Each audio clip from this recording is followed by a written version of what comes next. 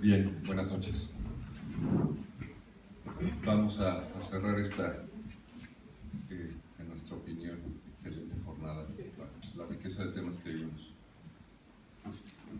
Vamos a presentar a la doctora Olivia, licenciada en Sociología de la Universidad Autónoma Metropolitana, egresada de la carrera de Historia en la UNAM, maestra en Antropología Social por la Escuela Nacional de Antropología e Historia, doctora en Urbanismo por la Universidad Nacional Autónoma de México y doctora en Tanatología por el Instituto Mexicano de Psico-Oncología. Ha presentado trabajos de su autoría en eventos académicos en México, Uruguay, El Salvador, Honduras, Argentina, Colombia, Estados Unidos, Serbia y Japón. Ha trabajado como docente en la Escuela Nacional de Antropología e Historia, el Instituto Politécnico Nacional, la Universidad Autónoma Metropolitana y el Instituto Nacional de Bellas Artes. Cuenta con diversas publicaciones sobre temas urbanos, identidades sociomusicales, género, deporte, movimientos sociales y antropología de la muerte en México, Venezuela, Uruguay, Perú, España, Estados Unidos y Japón. Es autora de los libros Trovadores Postmodernos, los músicos del sistema del transporte colectivo Metro, y Transhumancias musicales, el metal no tiene fronteras, que es el motivo por el que está ahí allí. Y coordinadora del libro El anarquismo en México.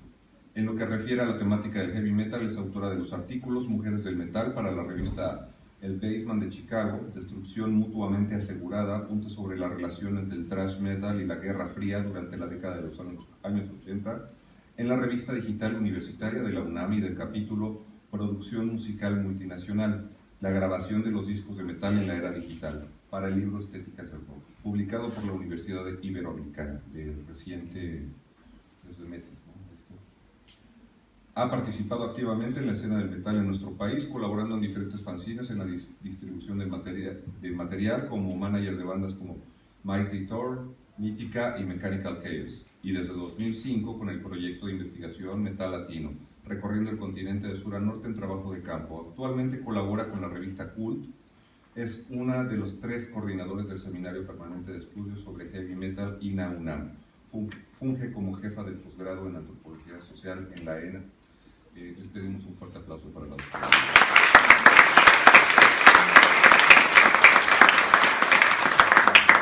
Bueno, muy buenas noches, muchas gracias. Seré breve porque hay un brindis que nos está esperando allá afuera. Y bueno, estoy muy contenta de haber podido estar aquí en este lugar, en esta jornada. No la pude ver desde el principio, pero no, hemos estado siguiendo sus participaciones, sus ponencias. Y pues yo estoy como muy hermanada con el estado de Guanajuato desde los años 90, desde principios me tocó asistir a conciertos, no aquí en la ciudad, pero sí en León, en Irapuato, en Celaya, en Uriangato. Y pues tengo muy buenos amigos en el estado, con los cuales pues tenemos 30 años de amistad, más o menos. En realidad este libro pues es parte de un proyecto más amplio. Fue ideado de una forma y terminó siendo otra muy diferente, porque había mucha información, porque en los acomodos y también por algunas circunstancias de la vida que les voy a comentar un poquito más adelante. Y pues mi idea fue juntar 2 temáticas que a mí siempre me han inquietado mucho. Uno es el tema de la migración, es un tema que yo venía trabajando como desde el 2004, sobre todo en la región de San Luis Potosí, con ese origen y con destino a la ciudad de Chicago, que finalmente pues fue por esa razón que llegué precisamente a este lugar. Y obviamente pues el otro tema, lo que tiene que ver con la música, que ya venía pues desde la tesis de licenciatura que presenté en 1999. Y en particular pues me interesaba saber cómo se daban estos intercambios a nivel global, primero pues con la experiencia de vida que tuvimos a finales de los años 80 a través de los fanzines, a través de los demos.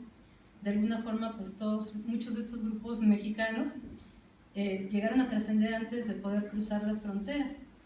Vemos que ya más avanzada la última etapa del siglo XX, pues ya en los últimos años muchos grupos empezaron, claro que veían hacia Europa y veían hacia Estados Unidos, pero donde realmente fueron muy bien recibidos fue hacia el sur. Y bueno, eso nos lo puede contar mejor Mario, ¿no? Las giras que hicieron muchos de estos grupos, sobre todo de death metal, hace un momento nos situábamos en por qué el death metal tiene tanta fuerza en nuestro país y que incluso pues en otros países por eso nos reconocen, ¿no?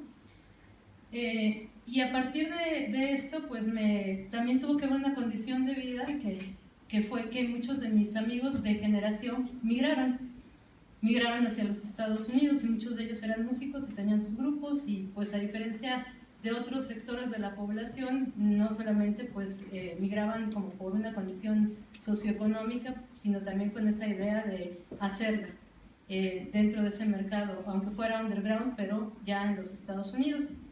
Entonces, bueno, ellos cruzaron la frontera y pues los primeros años obviamente fueron muy difíciles. Muchas de las bandas incluso se desintegraron llegando a Estados Unidos, tenían que trabajar, o sea, entre el imaginario, la expectativa y la realidad, pues hubo bastante distancia, porque pues muchos tenían que trabajar en la industria de la construcción, o muchos de hecho eran hijitos de familia que no trabajaban aquí en México, y llegando allá pues tenían que insertarse de lavaplatos, estar en las cocinas, ir a la industria de la construcción y en algunos otros espacios donde por lo general pues mucha mano de obra mexicana se inserta.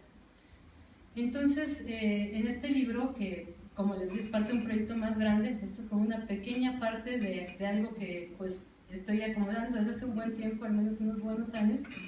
Me interesaba hacer este recorrido, saber cuáles eran las motivaciones que llevaban a estos músicos. Se entrecruzan ahí ya no solamente fragmentos, citas de autores, sino de pronto pues también lo que más me interesaba a mí era darle la palabra a los propios músicos y entrecruzar sus historias de vida. Entonces pues aparece por ahí un músico de Inquisidor, aparece por ahí otro amigo muy cercano que tocaba, Alfonso Polo, que tocaba en un grupo que se llamaba Allusion y que finalmente terminó tocando en Los Ángeles del Infierno y en The Chasm y algunas otras bandas. Y el caso al que llegué sin quererlo, como en esa suerte de serendipitia le llaman por ahí cuando haces un hallazgo que ni siquiera tenías pensado, fue orientarme a una sola historia de vida, que es la de Julio Viterbo. No sé si alguien del público lo ubica. Él es un músico, es un guitarrista que pues ya lleva un buen rato, unas buenas décadas viviendo en Estados Unidos. Él empezó con una de las primeras bandas de thrash que hubo en México, que fue Tormentor, y después con una de las bandas de Black Death más importantes, que fue Shub Niggurath. Más tarde se une a Cenotaph, con ellos viaja hacia Chicago, y en Chicago justamente pues hay ahí una ruptura entre el grupo, ¿no?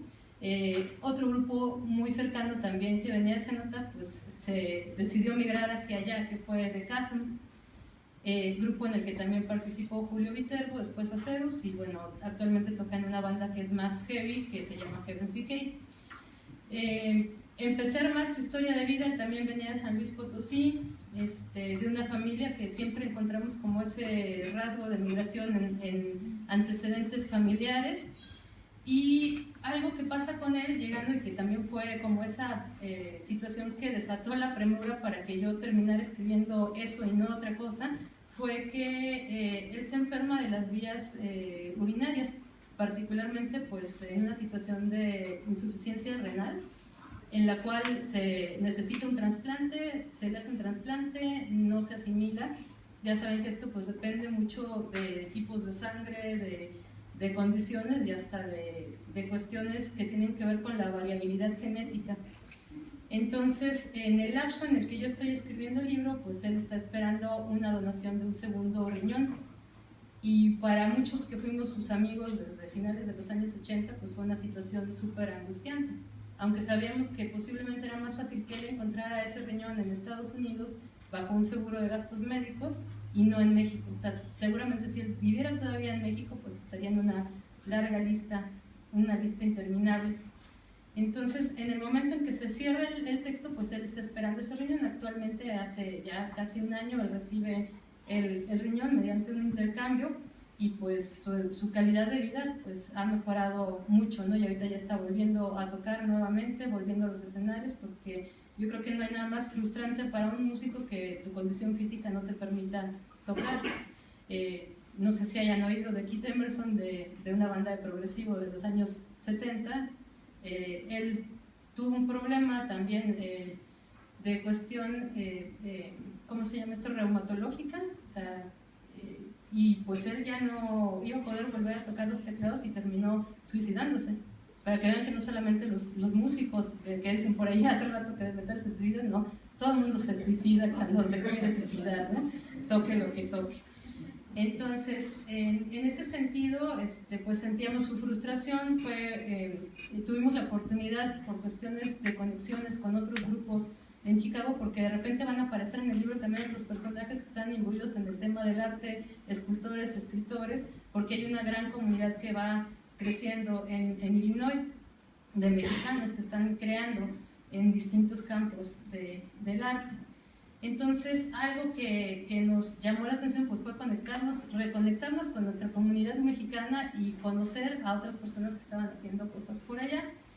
Y algo que pues, fue para mí como significativo pues, fue poder asistir allá a festivales, a conciertos, a hacer etnografía. A veces es muy diferente cuando uno piensa en los conciertos como participante, como espectador, y hacer trabajo a campo, pues tiene una... Digo, puede sonar como es muy divertido y todo, pero de repente pues no lo es tanto cuando tienes que estar haciendo una entrevista y no viendo al grupo que más te gusta en ese momento.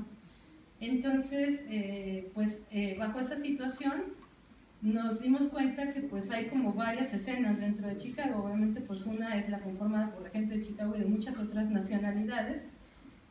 Me tocó asistir a un festival que se llama Chicago Metal Thread, que son 2 días de concierto así a full. Tocaron bandas, eso fue hace 2 años, como Exciter, como Inquisition, Bulldozer, y pues me di cuenta que realmente la banda mexicana no estaba como muy allegada a la banda norteamericana, o sea, se sentaban en lugares diferentes, incluso los norteamericanos nos veían a los mexicanos en nuestro interactuar, ¿no? Y eso fue muy curioso, sí, de repente algún saludo o algo, y pues siempre hay intermediarios, porque pues muchos amigos también se casan o tienen relación con personas que son de Estados Unidos. Entonces, de pronto esas personas, como fue el caso de la esposa de Julio, ella es de Nebraska, nos decía, es que aquí los metaleros de Chicago le tienen miedo a los mexicanos, y de hecho pues les tienen por ahí un apodito reservado, que son Satanic Hispanics. O sea, desde que los ven llegar, luego los detectan como un grupo, dicen, bueno, pues como que ya tienen chance pueden entrar a los conciertos y todo, pero pues son cosa aparte, ¿no? Y son muy extremos, y bueno, hay como ese juego de imaginarios, de cómo se ve al otro, cómo se le percibe. Y de hecho, pues esa es parte de un trabajo que estoy dejando para una segunda ocasión. Y algo interesante, pues ver también cómo se desenvuelven no solamente los músicos, sino todos estos otros personajes que por ahí han aparecido en sus ponencias, que son parte de la escena. Porque está el que organiza los conciertos, está el que tiene la compañía de discos y distribuye material. Entonces, pues fue también en esa parte abrir la puerta para seguir trabajando con gente. Bueno, hay una compañía por ahí que es Utterly Somber Creations, que es también formada por un mexicano nacido en San Luis Potosí, en una comunidad rural que se llama Cerritos, que está en la zona media y que lleva unas buenas décadas viviendo por allá, pero saca materiales pues muy exclusivos, vaya, que ese es realmente el contacto que tiene con la escena norteamericana en pleno, ¿no? Obviamente muchas son bandas locales, lo que saca Maras y algunas otras bandas de Casum, pero pues de repente incluso ha sacado por ahí discos de bandas latinoamericanas, como un grupo que se llama Thor, que fue una banda de heavy metal argentina de 1984, que pues el disco nunca había salido. Entonces esto pues también es un punto de encuentro no solamente con una escena de Satanic Hispanics, por decirlo de alguna forma, sino con una escena pues más internacionalizada. Y bueno, pues a grandes rasgos esto que ya hace rato Marco mencionaba, como generar esa conciencia de comunidades de sentido. O sea, ¿qué relación tienen esos grupos que se fueron, el escenario que dejaron aquí? Estas bandas pues de alguna forma fueron precursoras de esa escena de death metal en México, fueron grupos abridores de las primeras bandas que vinieron y finalmente pues decidieron tomar una ruta hacia el norte.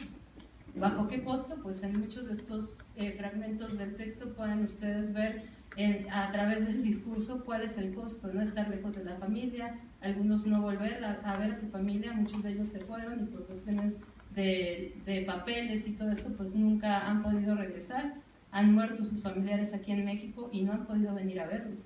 Entonces el costo de la migración pues tiene como ese doble filo. Tal vez sí en muchas cosas para nosotros que estamos aquí en México y que nos cuesta mucho trabajo ganar un centavo al día, llegar y pues ver a los amigos después de 25, 30 años con una casa bonita y su coche o su camioneta y un trabajo, no de las 20 horas que tenemos nosotros, sino a veces de 6 horas, pues sí es llamativo, pero todo esto pues ha dejado a su paso también toda una secuela de carencias emocionales, de nostalgias, de añoranzas, de ese pasado, de lo que se dejó en México. Algunos han tratado de regresar y pues no, ahora sí que ya, como se dice por ahí, ya no se hallan. O sea, ya no es lo mismo, ya están acostumbrados a otro tipo de consumo, de forma de vida, y pues esto también cambia su forma de ver las cosas. Incluso para muchas generaciones nuevas, pues ellos posiblemente no tengan mucha significación. Pero a fin de cuentas, pues ha sido la música el motor fundamental que ha propiciado que estas personas hayan decidido hace algún tiempo, o que algunos en la actualidad sigan pensando que los polos de atracción se encuentran al norte. O sea, no solamente es quedarse aquí, sabemos cómo es el mercado en México y cómo cuesta, y ahora me llamaba mucho la atención estas cifras y estas visiones como de declive de las escenas, como esto que decían el día de ayer, que si se ha muerto, que si no se ha muerto, que si va a revivir o ya no, pero finalmente pues lo que vemos a través de todo esto es que pues las escenas siguen vivas. Vivieron en un tiempo en que era casi imposible que pudieran sobrevivir bajo unas condiciones realmente deplorables, y a partir de toda esta pues digamos sabiduría pues casi popular, ¿no?, del do it yourself, lograron generar circuitos de interacción que estaban muy alejados de los grandes mercados y de las industrias culturales. O sea, crearon su propio circuito. Incluso muchas de estas bandas pues lograron tener resonancia en latitudes que nunca se hubieran imaginado, ¿no? De repente pues el contacto por correo con gente de Indonesia, o qué sé yo, ¿no?, de Chipre, o de los países que menos pudiéramos imaginarnos. Y esto fue posible en un mundo donde todavía pues no existían las redes como las conocemos ahora, ¿no?, el internet, otros medios, cuando toda esa comunicación no se hacía cara a cara, se hacía a partir de intercambios, o bien a partir del correo tradicional, ¿no?, ese que si bien nos va, pues nada más nos llegan cuentas de bancos y el recibo de la luz y eso a veces, porque ahora ya hay forma de que ya no se gaste papel y solamente sea de manera electrónica. Pero sí destacar pues ese cambio generacional que hemos vivido, ¿no? Incluso podríamos decir, desformatización de los formatos, valga la redundancia, musicales. O sea, ahora ya no es necesario tener un espacio físico para concentrar tu colección. Bueno, yo todavía soy del siglo pasado y todavía en ese tema de Baudrillard, del sistema de los objetos y demás. Pero pues muchas de las nuevas generaciones no tienen como esa necesidad emocional de tener un disco, un vinil, un fanzine, o sea, como que no le ven sentido a eso, ¿no? Y cuando vemos, por ejemplo, la lectura de fanzines, hay fanzines electrónicos, pero la gente no los lee. O sea, está como comprobado que lee la portada, y pues toda la demás hechura ya no se consume como se consumía antes, porque venían direcciones, porque la curiosidad te llevaba a conocer y a querer saber qué se hacía en otros espacios, ¿no? Entonces, bueno, eso es parte de lo que retomamos aquí. Se toca ese tema de las transformaciones, pero todo va a partir de esa historia de vida en particular que le dedicamos a nuestro amigo, y que creo que pues sigue siendo importante tener ese nexo con los que se van. Algunos nos ha tocado quedarnos, pero pues los que se van también han hecho cosas importantes, interesantes, han aportado a las escenas y lo siguen haciendo, y creo que pues ese es el sentido fundamental del texto. Y bueno, yo ahí dejaría mi presentación, pues ya casi ay, tenemos el... Nada más como un breve comentario, el libro se divide en 7 capítulos donde, bueno, sería importante que lo revisara Olivia sintetizó, creo que demasiado, todo lo que ofrece su libro. Entonces vamos a pasar ahora a una ronda de preguntas y respuestas. Cerramos, queremos dar unos agradecimientos al final, respetando también el protocolo para el cierre de esta jornada. Y bueno, pues adelante. ¿Quién lanza la primera pregunta? Por favor. Bueno, buenas noches. Disculpe, bueno, en esto que nos está mencionando de que, bueno, su inicio en el heavy metal en este periodo de los 90s, de los 80s, bueno, siendo una escena meramente dominada por hombres, ¿cómo le hizo para que fuera aceptada dentro de un machismo que había en la escena que perdura hasta hoy día, ¿no? Que muchas veces relegaba a las mujeres o decía, no, pues es que esta es música de hombres, ¿no? O sea, ¿cómo le hizo para poder, pues hacerse, ¿no? Así de la escena, de poder tener ese material, ¿no? Que muchas veces era exclusivo, ¿no? Y que, bueno, en ese momento, pues, digo, las mujeres que nos apoderaron en ese sentido de heavy metal, pues era como pues, algo revolucionario, ¿no? Bueno, en ese sentido de que, pues, pueden tener acceso a algo que a lo mejor, pues, no fue creado para ellos. No quiero decir eso, ¿no? Sino que en ese sentido, pues, era visto de ese modo, ¿no?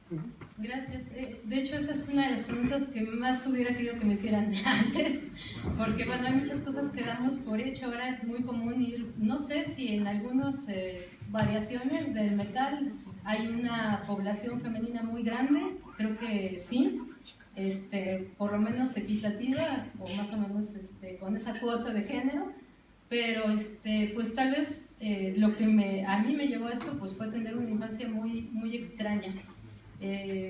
A mí me criaron mis abuelos. Mi abuelo pues era amante de la música clásica y me ponía a oír a Bach a los 4 o 5 años, ¿no? Y a distinguir sonidos y todo.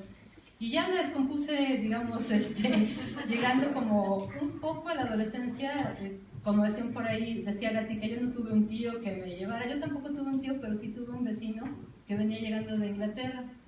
Y él tenía una colección de discos impresionante, entonces pues a los 12 años me iba con él, él y su pareja, ella era norteamericana pero ya radicada en México y pues él había vivido en Inglaterra mucho tiempo, entonces él me ponía discos para que los escuchara. ¿Qué escuchaba en ese tiempo? Pues eran los Rolling Stones, era King Crimson, eran bandas, algunas de rock y otras de progre, que también es una corriente que a mí me gusta mucho. Y después, pues en la escuela, cuando ya en los 80 empecé a comprar mis propios materiales. Los materiales los vendían en las tiendas de autoservicio, ¿no? Si uno iba a una horrera, pues se podía comprar un disco de Motley Crue o de los primeros, ¿no? De Wasp. Entonces yo los llevaba a la secundaria, pero pues todo el mundo se reía de mí. Fue muy complicado y poco a poco me empecé a hacer amiga de los raritos de la escuela. Entonces intercambiábamos materiales y pues ya fue en la prepa donde éramos un grupo muy pequeño, muy señalado, porque aparte pues era una prepa muy fresa y en un tiempo en que la gente de veras era muy fresa, así de disco y demás, ¿no? Y yo creo que acercarme también al tianguis del Chopo pues me cambió. Casi todas las amistades que conservo actualmente pues las conocí ahí en las tocadas, ¿no? Las primeras tocadas fueron muy difíciles, de repente pues iba también mucho a tocadas de punk. Y en el punk algo muy raro es que hay muchas mujeres, siempre las hubo, ¿no? Y colectivos de mujeres que estaban, hay chavas activas punks, o sea, había grupos ya muy consolidados y haciendo cosas y trabajo colectivo y todo eso. Estamos hablando de 1986, o sea, hace muchísimo tiempo. Y en el metal no, o sea, si llegaban las chicas, pues muchas veces venían acompañando a alguien. Entonces, obviamente, pues las primeras veces que fui a conciertos iba sola y pues no me daba miedo porque me gustaba siempre meterme a todos lados y los primeros conciertos que fui fueron en la periferia de la Ciudad de México, que era la periferia de la Ciudad de México. Entonces, sí, algunas veces pues hubo situaciones molestas, ¿no? Acoso, abusos, pero yo me defendía. Y dije, ¿por qué me van a excluir de algo que me gusta tanto, no? Entonces, pues no, mucha gente yo veía que iban chavas, les gustaba, entonces, y a pesar de que les gustaba, porque también está ese rollo de que es que no les gusta y no saben, ¿no? Entonces yo iba así trabajé 4 años ya en los 90, trabajé en un bazar, después trabajé en Tepito, y después trabajé 4 años en Mix Up. Entonces, pues en estos tiempos, pues me hice una colección bastante grande. Y cuando yo llegaba al Chopo a vender discos, si yo venía con un hombre, pero así, de aquí por viaje, le preguntaban a él cuánto costaban los discos. Y decían, no, pues que te diga ella, ¿no? Ella le pone el precio a sus discos. Y ya, pues como que hasta se sacaban de onda, ¿no? Entonces sí yo creo que era otro tiempo, tal vez, no sé, las chicas de ahora cómo se sientan, tal vez mucho más aceptadas, tal vez ya no hay tanto esa barrera, pero en aquellos tiempos pues casi pasábamos lista las 10 mujeres que íbamos a ver los Mateos. Así fue. Gracias. ¿Otra pregunta?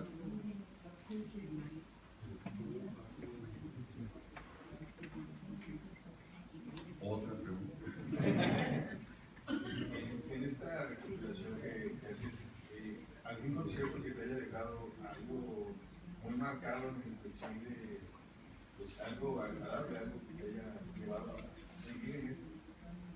Pues todo sí, no soy de esos concert goers que van a todo, pero sí he visto a la mayor parte de las bandas que siempre quise ver, algunas como decíamos hace rato de tiempo, porque llegaron 15 años después.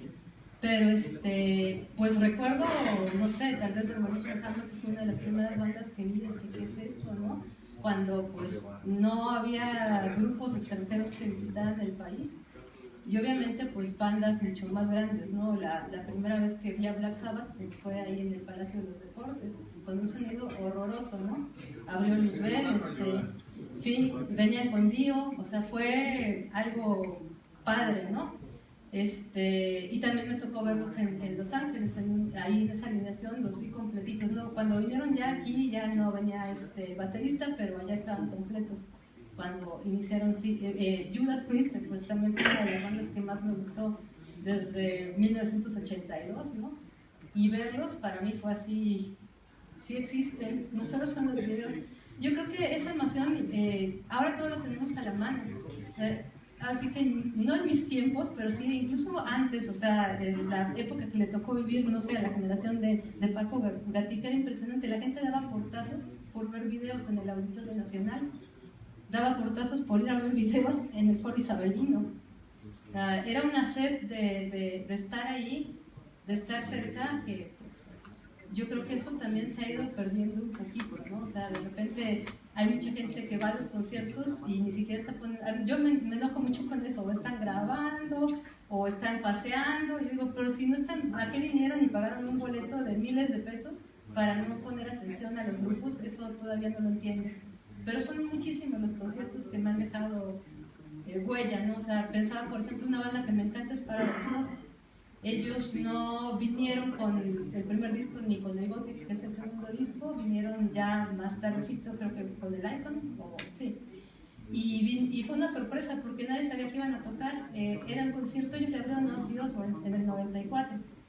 Entonces fue así como, en serio, cuando salieron y vimos los baffles con el simbolito de Paradise Lost, así de wow, increíble, aunque no tocaran canciones de los Paradise o del Gothic. Entonces, bueno, son muchos. Y antes no los grabábamos y escasamente, creo que lo más viejo que tengo es una foto de Nuclear Assault. Y fue así, meter una cámara, porque no te dejas meter cámara ni nada. Entonces, son recuerditos ahí que muchos los llevamos en la memoria porque no hay ningún otro testimonio de eso, ¿no? Aquí, Sofía. Durante, bueno, supongo que aparte de salida, aparte pues, ¿en el camino has encontrado algún tipo de registro fotográfico o video sobre digamos, evolución del SIDA?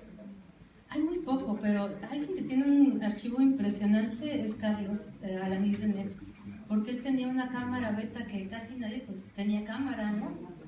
Estamos hablando de un tiempo en que no había celulares, ¿no? Las cámaras eran carísimas y él pudo grabar muchos conciertos nacionales e internacionales. Hay fotos, pero son de muy mala calidad. Se ve el flashazo, el dedo, muy malas fotos. Algunas que conservan por ahí los propios músicos, las que les tomaban sus familiares, sus amigos, pero el registro fotográfico, digamos que se empieza a incrementar sobre todo pues del 2000 para acá. Antes es muy escaso. y lo que hay pues no tiene esa buena calidad.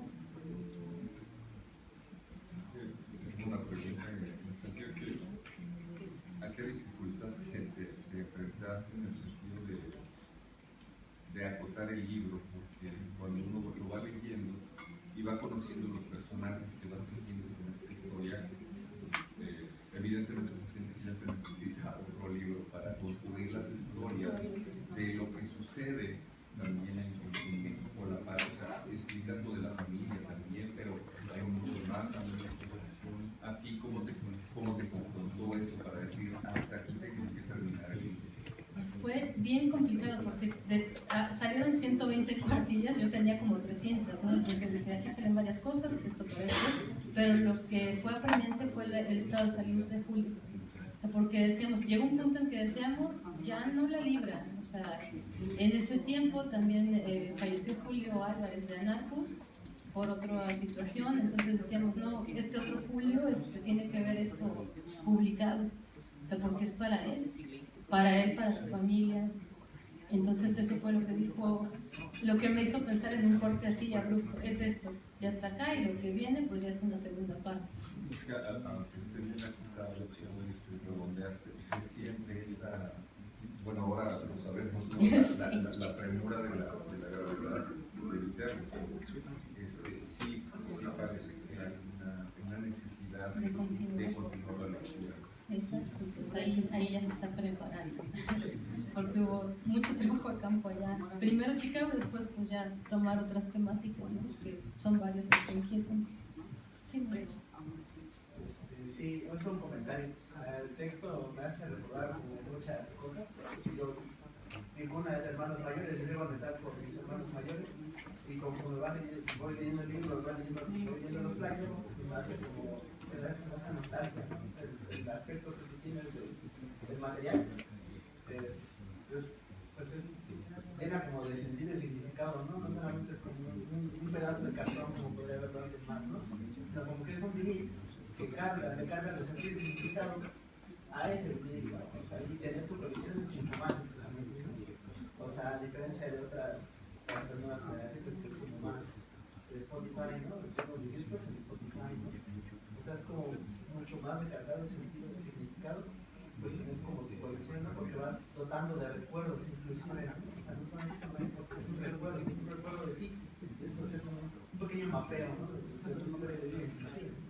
Exacto, guardar un flyer, por ejemplo, ¿no? Que pues puede ser que no tenga ningún valor económico, pero pues tiene todo el valor simbólico, incluso da cuenta histórica de los cambios que ha habido en la moneda, ¿no? Los pesos, antes de los pesos, los miles de pesos, cosas que pues muchas generaciones no saben qué pasó en la economía mexicana, ¿no? Entonces, creo que es eso, ¿no? Regresarle al objeto, más allá de la materialidad, que nos dicen que eso no importa, yo creo que sí, en marca significativa y de vida, sí importa, porque es parte de su historia, y es lo que te da como esta evidencia de las vivencias propias. A mí me gustaría saber si hay alguna banda o conocer,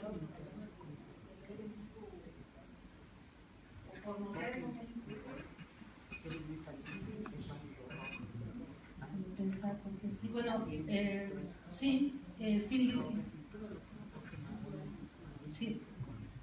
Sí, fue algo que ya no vi y ya no veremos nunca, entonces, digo, finalmente luego se arman los grupos, pero pues sin Phil Lynott, pues no es Tim Lizzy. Esa es una de las bandas que siempre me hubiera gustado ver.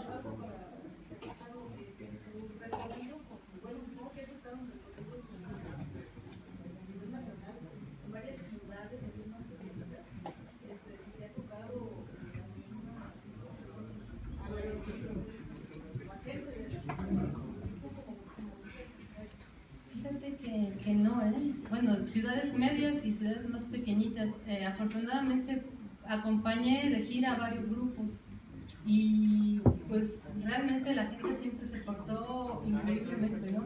Espero que no haya nadie de Monterrey aquí, ¿no? Pero ya saben que el imaginario, ¿no? Que son muy, ¿cómo se les dice?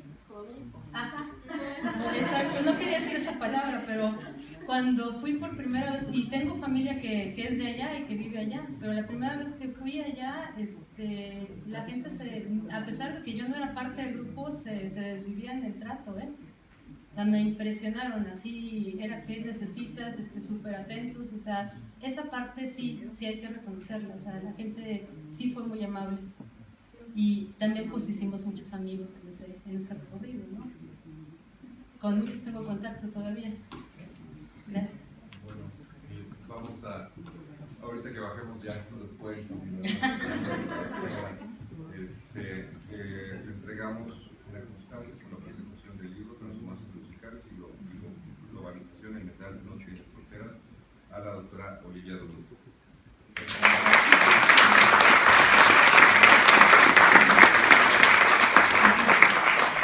Vamos a pasar ahora a la parte final para la clausura. Queremos brevemente dar las gracias a toda la gente, especialmente a los estudiantes de la Universidad de Guanajuato, a la gente que nos ayudó a colaborar en esta importante labor, que no se ven los nombres, pero muchas gracias por toda esa labor ardua que aquí están.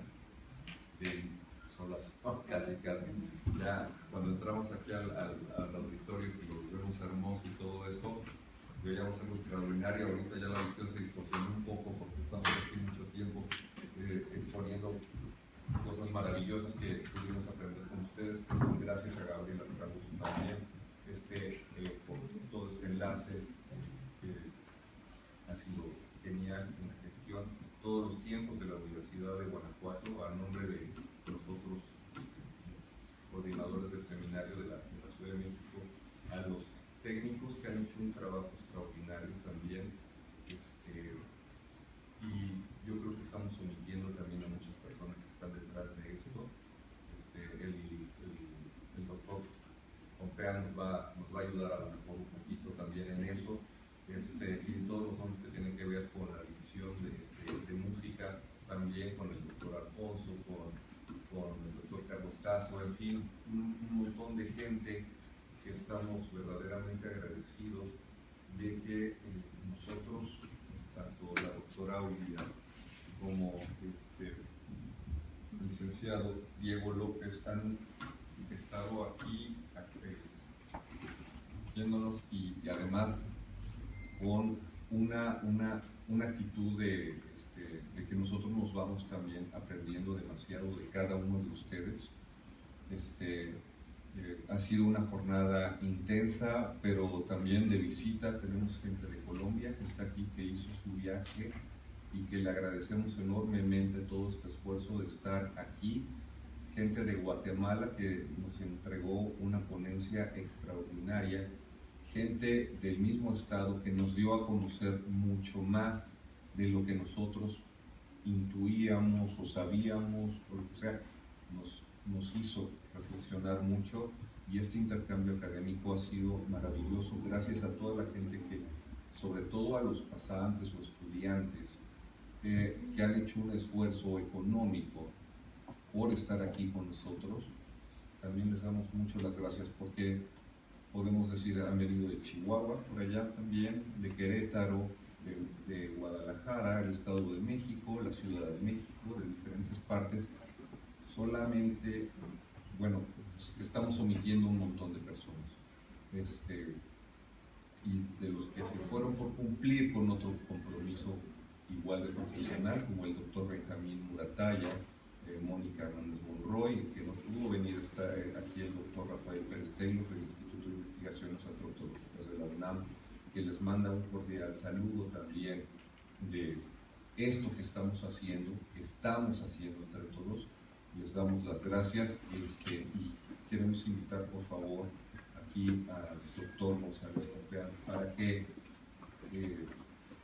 pues nos diga unas palabras y formalice ya la clausura de esta jornada académica. Un fuerte aplauso, por favor.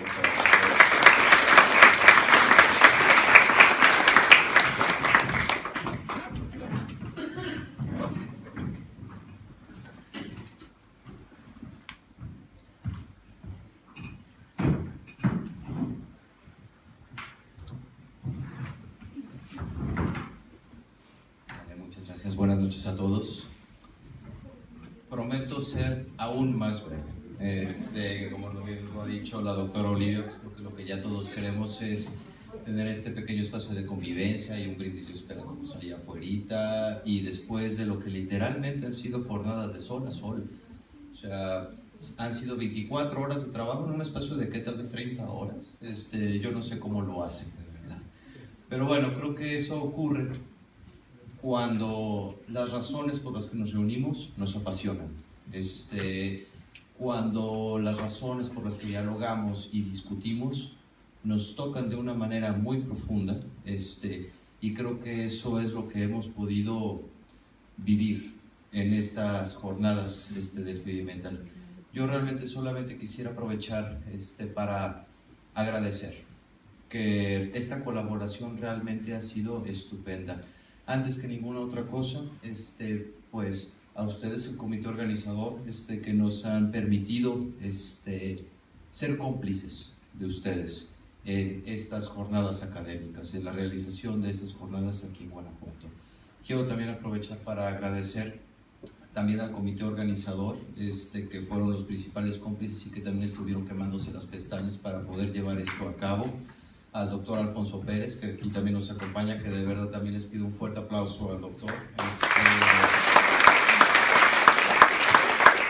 El maestro Carlos Caso, que ahorita no nos acompaña, tenía unos compromisos, también al pobre lo tengo partido como en 4 o 5 sitios, qué decir. Voy en particular también a la maestra Gabriela Fragoso, de verdad muchísimas gracias por este enlace, por esta idea y por este proyecto. Ha sido como que un cómplice fundamental para que todos podamos estar aquí reunidos. Por lo tanto, pues Gaby, por favor ponte de pie y que nosotros le podamos dar un reconocimiento.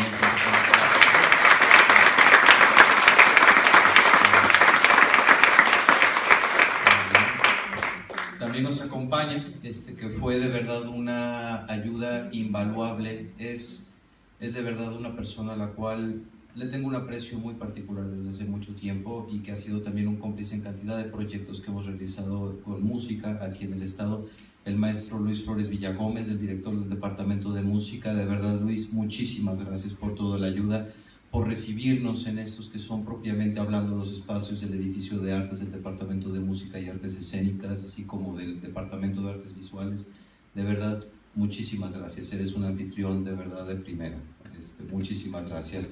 A Carlos Venegas, que está por allá atrás también, que nos ha estado apoyando en estas arduas 24 horas de trabajo en 30 horas de vida.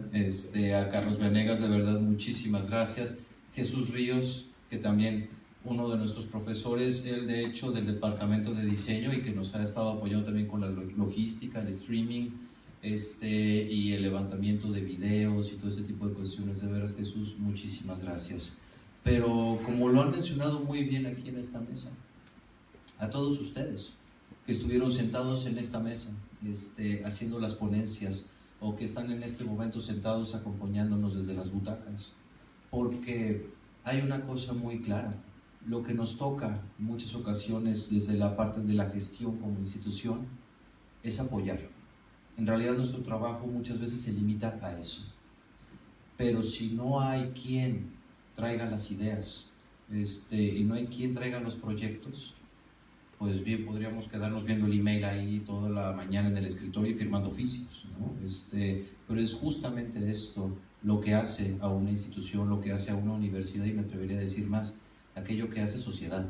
Es este tipo de cuestiones, y son ustedes, todos ustedes, los que dan la idea y dan la sustancia, los que dan vida al evento. Enhorabuena de verdad a todos, y no tendré palabras para acabar de agradecerles a todos ustedes. De veras, muchísimas gracias, y esta es la casa de todos ustedes. De esta manera me permitiré pues terminar el protocolo. Ya saben que soy una persona como que luego muy protocolaria, entonces les pediré que si nos ponemos de pie para dar por clausuradas las jornadas. Siendo el viernes 21 de septiembre del año en curso, a las 20:43 horas, damos oficialmente por finalizadas las jornadas académicas de estudios sobre el heavy metal. Enhorabuena a todos, muchísimas gracias, bravo a todos.